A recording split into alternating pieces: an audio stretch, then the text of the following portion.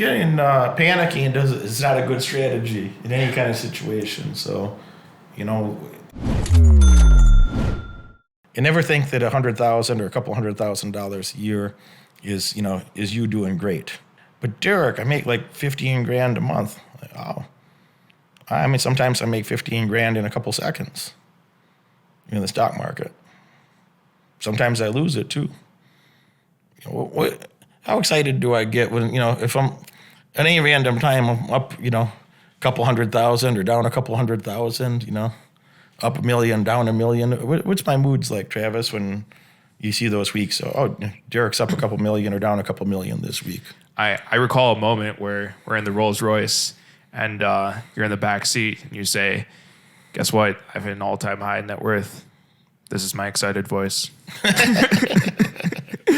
So the answer, I mean, in any direction, up a lot. It's like you couldn't ask me like if it's a good or bad market day about your mood. I'd have to actually look at the markets, or I'd actually have to look at your account to tell, because it just seems like, all right, what's the top priorities we need to tackle today, every day, no matter what. Mm-hmm. What if it's a holiday? Especially that day. That's a day where like you get excited, like, oh shit, like everyone's taking off today. I'm gonna invite my friend Tim in here. Tim is a smart person. We've been around each other. I think we met 7.5 years ago, something close to 8 years ago. We first met, and we had some great travels together. Very smart person, good IQ, great work ethic, and what are some of your observations, Tim, over the years together that we've been in, I don't know how many countries, 15 or 10, 15 countries together, something like that. I don't know. You've seen me in a lot of different environments. Like, what are some of your observations that maybe you've seen me do something or say something that stuck in your head that later helped you in one way or another in life? I've seen you over the years since 2014 in so many different situations where everybody would have freaked out. Like, I remember a situation in London where there's some guys during the night coming at our group and starting to insult us or whatever, or they were clearly trying to initiate some stress. But I think the only person in the group that was really calm, that was really relaxed, who was so control in the situation, that actually has been you. Like, I think if you would have been there like in that night, I'm not sure if you remember that, I'm not sure what would have happened. And on the other hand, seeing you in these situations where everybody would freak out, like not just a situation like that, like also, the best example that I can bring up is the stock market. Like, when I had a day down, especially in the first couple of weeks when I started investing, like, man, I couldn't sleep. I watched at the fucking charts every fucking day, like from market opening until market close. And when we had a phone call about that, it's quite impressive to see like how calm somebody can be, how calm you have been and still be, like when you lose a lot of money, but also on the days when you make a lot of money, because this is another problem, or was for me a problem. Like, I was so fucking excited as soon as I saw the numbers going up. So I really learned a lot from the situations, like seeing you, how you reacted, and compared myself to you. And I learned my lessons in terms of, okay, it's 10 times better, 10 times more healthy to be relaxed and calm, to not get overly excited, and then being able to do what you are doing, like rational decisions, like not doing some emotional shit. Because I'm 100% sure that I would have lost at least like 30 to 40% of my net worth if you wouldn't have been there, in terms like, when I had like some kind of emotional problems, when the market went down, like to see how calm and relaxed you have been in these situations. Getting panicking is not a good strategy in any kind of situation. So, anytime I've been in violent situations, I've been very calm. Yeah. When there's what people think are stressful situations in the stock market. My favorite time to invest is when other people are panicked. Is the best time to buy something is when everybody else is scared.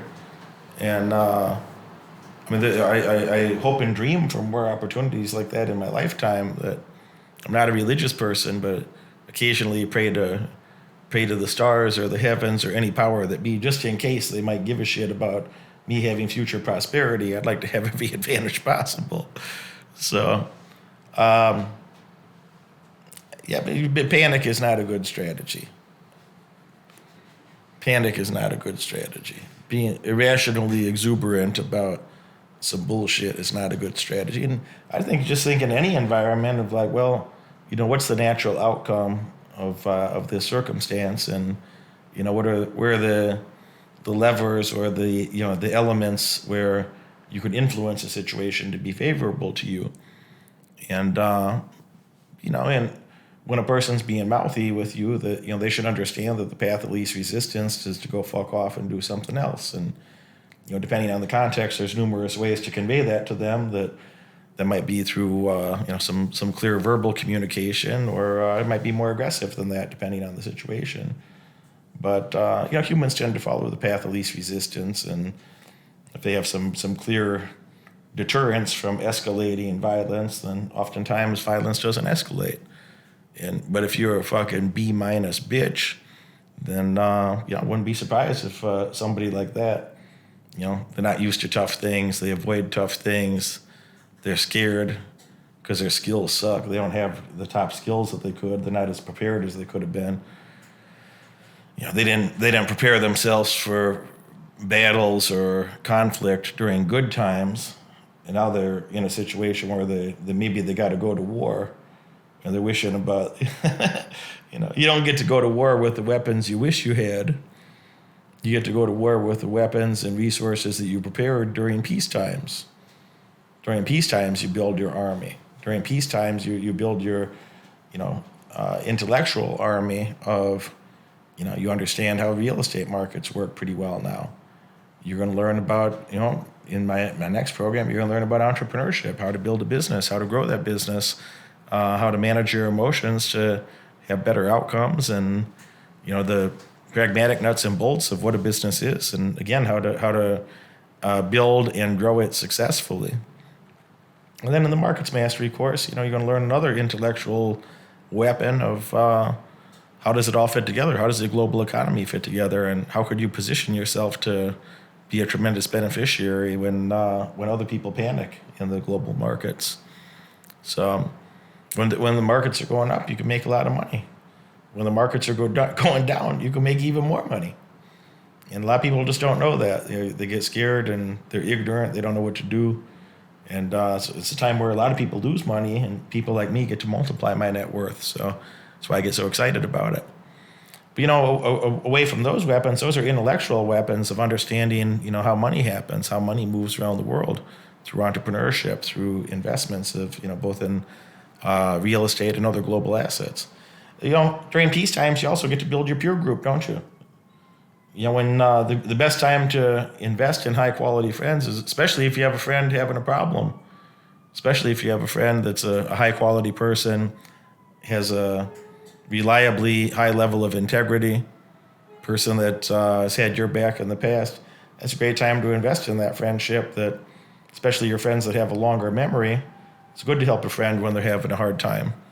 It's good to invest in those relationships when they're discounted, because a lot of their other friends are going to be doing something else. A lot of their other friends don't want to take their call at that moment, A lot of people don't want to take your call when you're having a tough moment in life. So I always look at those. I'm a distressed investor.